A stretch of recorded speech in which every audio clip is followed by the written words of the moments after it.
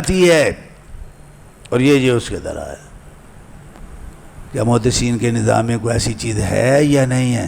وہ ہے بھائی، اور اتنی مضبوط اس کے اندر یہ چیز موجود ہے کہ جتنی مضبوط کسی امت کے نصیب میں نہیں ہوئی۔ وہ یہ ہے کہ اجماع الامہ، اہل فن اور اختصاص کا کسی بات پہ اجماع اور بالاتفاق اس پہ جو ہے وہ متفق ہو جانا، یہ موجبات یقین میں بہت بڑا موجب ہے، بلکہ سب سے بڑا موجب ہے۔ اہل حدیثوں کے ہاں، اہل السنہ کے ہاں، محدثین کے ہاں، کہ اجماع اس کی جو دلالت ہے اپنے جس مسئلے پہ ہوا ہے، بعد صحت الاجماع وہ یقینی ہے کہ جس کے یقین کو آپ چیلنج نہیں کر سکتے ہیں۔ چیلنج کرنے کی کوشش کریں گے تو آپ ویسے ہی جو ہے نا وہ ملت سے خارج ہو جائیں گے۔ آپ یہ ہے نا، کیوں نہیں ہے؟ دو طرح کے اجماع ایسے ہیں جو اہل السنہ، اہل حدیث، محدثین، میں کہہ رہا ہوں آپ کو، یہ تینوں جو ہے نا یہ طبقے ایک ہی طبقے کے نمائندہ ہیں۔ ان کے نزدیک کیا ہے؟ دو طرح کے اجماع۔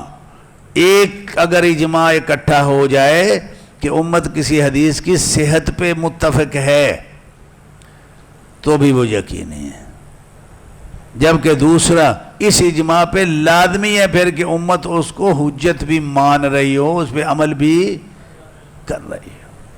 تو محدثین کے سسٹم میں اہل حدیثوں کے ہاں بھائی، اہل حدیثوں کے ہاں جو احادیث یقینی طور پہ صحیح ہیں اس کا بڑا ضابطہ موجود ہے۔ لیکن مصیبت تو یہ ہے کہ ہم نے جو ہے نا وہ ان لوگوں نے تو مٹی ڈال کے اس کو دفن کرنا ہی تھا، ہم نے کبھی اس کو اکھاڑ کے ذرا دھو دھا کے صاف کر کے تو اس کو جو ہے نا ہم نے کبھی پیش کرنے کی کوشش نہیں کی ہے۔ یہ ہماری جو ہے نا وہ غفلت ہے، اور ہمارا یہ گناہ ہے اور جرم ہے جس میں ہم ملوث ہیں۔ سمجھ آگئی بات کی؟ تو بہرحال محدثین کے ہاں جو قطعیات ہیں حدیث میں وہ یہ ہیں، ہر وہ حدیث جو محمد الرسول اللہ صلی اللہ علیہ وسلم سے لے کے آج تک تقریباً 14 صدیوں کا سفر طے کر کے ہم تک پہنچی ہے۔ بڑے غور سے یہ بات سنو، یہی وہ پوائنٹ ہے جو میں سمجھانے کے لیے آیا ہوں۔ نہیں سمجھو گے بڑی خسارے کی زندگی آپ گزارو گے، چاہے 100 سال صحیح بخاری کیوں نہ پڑھاتے رہو۔ 14 صدیوں کا سفر کر کے وہ حدیث ہم تک پہنچی ہے، اور 14 صدیوں میں علماء متخصصین بعلم حدیث الرسول صلی اللہ علیہ وسلم نے ہر زمانہ میں اپنے اپنے وقت میں ہر کسی نے یہی کہا کہ ہاں بھائی یہ صحیح ہے، یہ صحیح ہے بھائی۔ دیکھ لیا کھنگال کے بھی تو نتیجہ یہی انہوں نے نکالا کہ نہیں یار صحیح ہے، صحیح ہے، صحیح ہے۔ آج تک اس حدیث کو کسی نے ضعیف نہیں کہا، یہ اجماع، اور پھر امت اس پہ بے دھڑک جو ہے وہ عمل کر رہی ہے۔ ٹھیک ہے، وَتَلَقَّتْهُ الْأُمَّةُ بِالْقُبُولِ اعْتِقَادًا وَعَمَلًا۔ یہ صفات جس حدیث میں بھی پائی جائیں گے وہ قطعی ہے، اور بڑی علی وجہ البصیرہ قطعی ہے، اور قطعیت کے جو جہاں موجب ہیں کہ وہ وہمی اور خیالی نہیں ہیں۔ تواتر کا جو یہ نظریہ پیش کرتے ہیں وہ سارا وہمی اور خیالوں پہ مبنی ہے، اور اتنا جو ہے وہ بوسیدہ، ٹوٹا پھوٹا، ناقابل عمل، ناقابل اعتبار، ناقابل تطبیق ہے وہ، کہ آدمی حیران ہو جاتا ہے یار۔ چلیے، تو بھائی محدثین کے نظام میں یہ حدیث میں قطعیت معلوم کرنے کے یہ اسباب موجود ہیں، اور اس معیار پہ پوری اترنے والی حدیثیں کچھ 100، 50، 150، 200 نہیں ہیں، ہزاروں حدیثیں موجود ہیں جو اس معیار پہ پوری اترتی ہیں۔ سمجھ آگئی بات کی؟ تو اس لیے آپ لوگوں نے بھائی وہ ان دوسری سائیڈ کا، وہ جس کی تاریخ میں نے آپ کو بتائی ہے کہ وہ متواتر اور احاد کا انہوں نے جو اختراع کیا ہوا ہے، وہ کون لوگ ہیں، کیا مقاصد ہیں اس کے پیچھے، یہ جو حدیث رسول صلی اللہ علیہ وسلم کا صدق اور یقین نبی صلی اللہ علیہ وسلم کے ساتھ اس عقیدے کے ساتھ ہمارا کنیکشن تعلق جو ہے بھائی اگر ٹوٹ جائے گا تو ہمارے پلے رہا کیا ہے یہ بات بتائیے. وہ ہم تو بھائی پتہ نہیں مرتے مرتے بھی کوئی حدیث ہمارے سامنے آ جائے اور ہمیں پتہ ہو کہ یہ قال رسول اللہ صلی اللہ علیہ وسلم تو ہم پھر بھی جو ہے وہ جھوم جاتے ہیں. موت بھی پیچھے ہٹ جاتی ہے تھوڑا سا کہ چلے بندہ سواد لے لے ذرا ہو. اتنی روحانیت اور لذت جو ہے نا وہ آتی ہے بھائی. یہ ساری لذتیں ساری روحانیتیں جو ہے نا وہ تب ختم ہو جاتی ہیں جب ہم کہیں کہ نہیں اس کا جو کنیکشن ہے تعلق ہے وہی مشکوک ہے. اللہ اکبر. تو بہرحال یہ جو ہے اب دوسرا رہا مسئلہ کہ اب یہ کیا کسی بھی حدیث کو جو بڑے لوگ ہیں جن کو جو ہے نا وہ یہ ان کے لیے یہ پرابلم بنی ہوئی ہوتی ہے. نہیں یہ آپ ایسے کریں کہ کسی نہ کسی طرح وہ تواتر کو درمیان میں لاؤ. ان کو تسلی نہیں ہوتی. وہ یہ کچھ مان کے بھی اجماع کی قطعیت کو مان کے بھی جب تک تواتر وہاں نہ آئے ان کو جو ہے نا وہ بوٹی نہ سنگھائی جائے ان کو جو ہے نا وہ کوئی شفا نہیں ہوتی. بزرگوں کو یقین نہیں ہوتا ان کو. اللہ اکبر. تو چلو ٹھیک ہے بھائی اب مجھے یہ بتائیں آپ دونوں تواتر کا میں نظریہ آپ کے سامنے رکھ دیتا ہوں. ایک تواتر یہ ہے کہ اس کو اتنے لوگ روایت کریں جن کا جھوٹ پہ متفق ہونا عقل محال سمجھتی ہو. ایک تواتر یہ ہے. سوچتے رہیں جا کے میں بھی اسی تفسیر میں جاؤں گا تو اور 1 گھنٹہ لگ جائے گا. میں نے آگے بھی جانا ہے. اتنے آدمی وہ کتنے بھائی کوئی فیصلہ نہیں آپ کر سکتے. اور جب تک یہ آپ کتنے کا فیصلہ نہیں کرتے نہ آپ کی متواتر اصطلاحی بنے گی نہ آپ کی خبر واحد اصطلاح بنے گی. اور جب تک یہ دونوں اصطلاح کے منضبط مفہوم میں داخل نہیں ہوتے آپ ان کے احکامات کو قطعی زنی کرتے رہیں. یہ علمی طور پہ وہ جرم اور خیانت ہے کہ جو لا یغتفر. پہلے اصطلاح تو بناؤ یار خدا کے بندے. چلو تو بھائی آپ یہ تو ان کا متواتر ہے. جو محدثین کا جو میں نے آپ کو یقینیات کی باب میں جو بتایا ہے تو آپ ذرا یہ سوچو چلو متواتر بھی اگر کہنا ہو او بھائی اس سے بڑا متواتر اور کیا ہوگا کہ ایک خبر ہے حدیث ہے وہ 14 صدیوں کا سفر طے کرتی کرتی کرتی کرتی چل رہی ہے. قیامت تک چلتی رہے گی وہ اور اس کو صحیح مانا جاتا رہا ہے صحیح مانا جا رہا ہے صحیح مانا جاتا رہے گا. جتنی بھی آپ تشکیک جو ہے نا وہ اس میں پیدا کر لیں تو یہ جو تسلسل ہے یہ تواتر نہیں ہے. تواتر اور کیا ہوتا ہے؟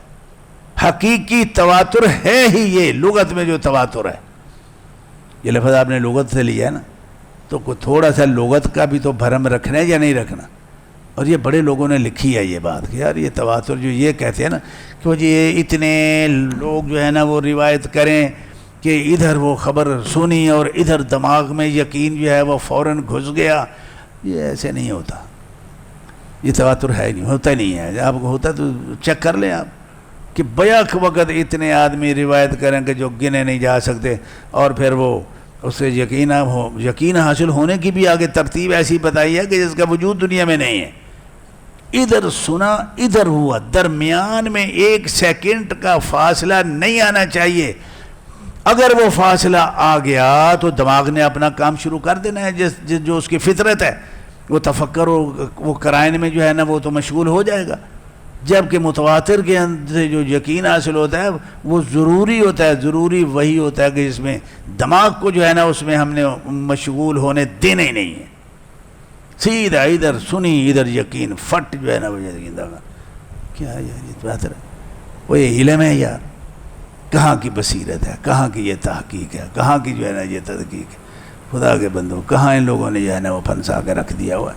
تو چلو بھائی آخری بات میں آپ کو بتاتا ہوں کہ یہ ظنی کیا ہوتی ہے. بڑا خطرناک لفظ ہے. یہ بہت خطرناک لفظ ہے. اپنے عقیدے برباد مت کرو اور اسی پوائنٹ پہ جو عقیدے برباد ہوتے ہیں اس کی اصلاح اور تنبیہ کے لیے میں اہل حدیث اپنے اساتذہ مشائخ مدارس ان کے گھر گھر جا رہا ہوں، کیونکہ آپ کو پتہ ہی نہیں ہے کہ یہ دنی کیا ہے۔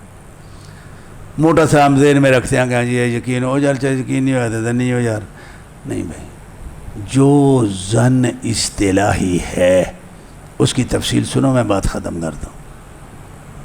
دیکھو اگر تو کسی چیز میں اگر ایک ہی احتمال ہے نا، اس کو یقین کہتے ہیں، اس کو یقین کہتے ہیں، اور وہ آپ کے علم میں ہے۔ دوسرا احتمال ممکن ہی نہیں ہے۔ اب ہم کہاں بیٹھے ہوئے ہیں؟ ہم راجو والے شہر میں بیٹھے ہوئے ہیں اور دارالحدیث جامعہ کمالیہ کے اندر بیٹھے ہوئے ہیں۔ کوئی کہنے نہیں ہو تسی لاہور بیٹھے ہو، پاگل تمہیں پتہ ہی نہیں آگا تے لاہور ہو تسی، یہ جامعہ کمالیہ نہیں، جامعہ سلفیہ ہے۔ اچھا مان لیں گے آپ؟ چلو یقین۔ اچھا دن کیا ہوتا ہے؟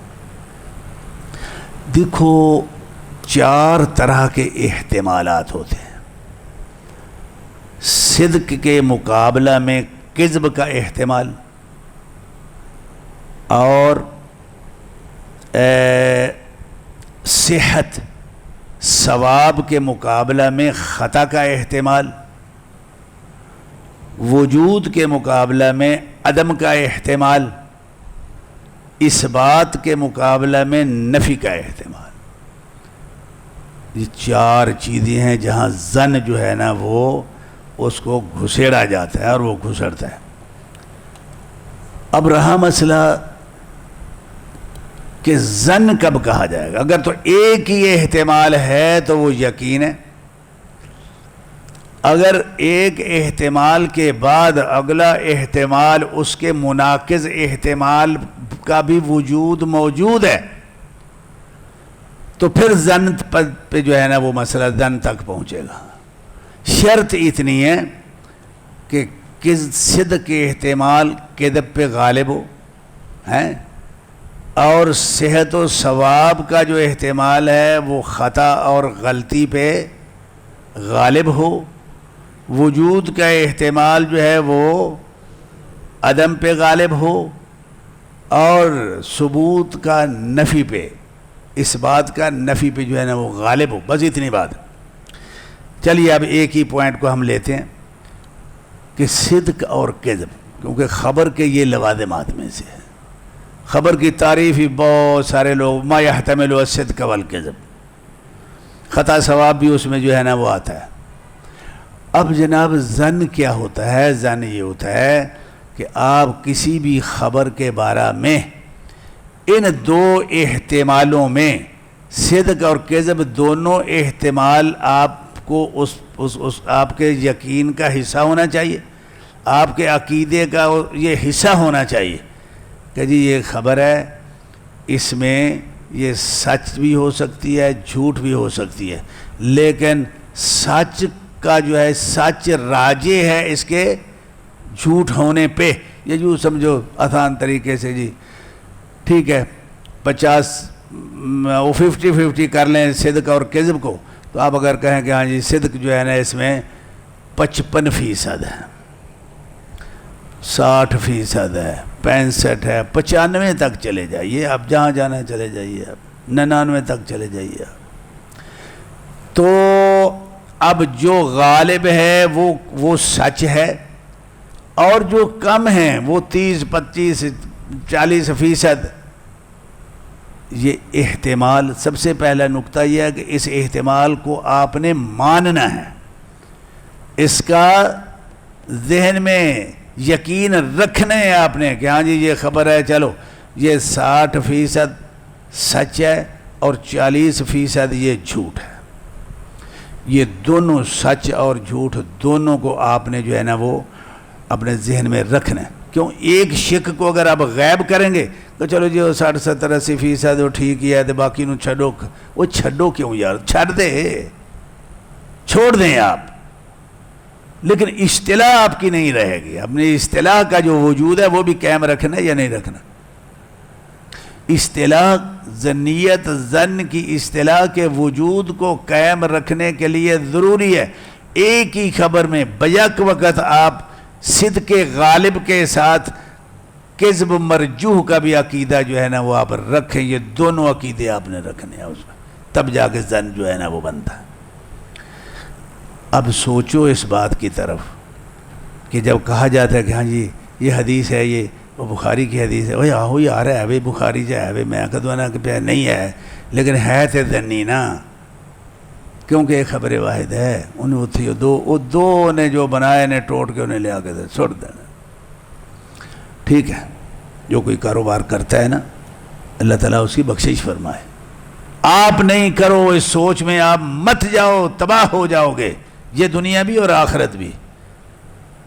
یار اس سے بڑی بد نصیبی والی کیا بات ہو سکتی کہ ایک عالم ہے, محدث ہے, اہل حدیث ہے, چاہے وہ حنفی شافی مالکی ہے کچھ بھی ہو, 60 70 80 سال سے بخاری بھی پڑھائی, شیخ الحدیث بھی بن گیا, پتہ نہیں کیا کیا کچھ بن گیا, اور ساری زندگی اس کا عقیدہ یہ رہا کہ ہاں یہ بخاری ہو یا مسلم ہو ہے تو یہ خبر واحد ہے, تو یہ ذنی. جب یہ اللہ اس ذنی کہنے سے تو نے اس کا جو ہے نا آدھ سے تھوڑا سا کم اس کا کذب مان لیا ہے تو نے, تو یہ عقل نہیں گئی تو کدھر بستا ہے تو, کہاں جیتا ہے تو, کہاں رہتا ہے تو. ذنی کا معنی یہ ہے. تو قیامت کے دن بھائی کیا جواب دیں گے بھائی؟ ہر حدیث کے بارے میں صحیح حدیث ہے, نہ آپ نے اجماع امت دیکھا, نہ آپ نے اجماع مجتہدین دیکھا, بس وہ ایک جو ہے نا وہ زبان پہ جی خبر واحد ہے, ذنی ہے خبر. یہی رٹا خدا کے لیے اس رٹے کو جو ہے نا وہ حرام سمجھ کے جو ہے نا وہ پھینک دو, اس کو مت ڈالو, اس کو صحیح کی بات کرو. اور اگر یقین تک پہنچنا ہے تو یہ دیکھو کہ کیا یہ بالاتفاق صحیح ہے یا اس کی صحت میں اختلاف ہے. جہاں صحت میں اختلاف ہے وہاں کیا کرنا ہے بھائی, وہاں یہ کرنا ہے آپ اپنی تحقیق کریں یا کسی کی تحقیق پہ جو ہے نا وہ اعتماد کر لیں, اور جو راجے نظر آئے اس پہ عمل کر لو. اس پہ کیا کرو, عمل کر لو. لیکن ساتھ یہ کہ جی ہو سکتا ہے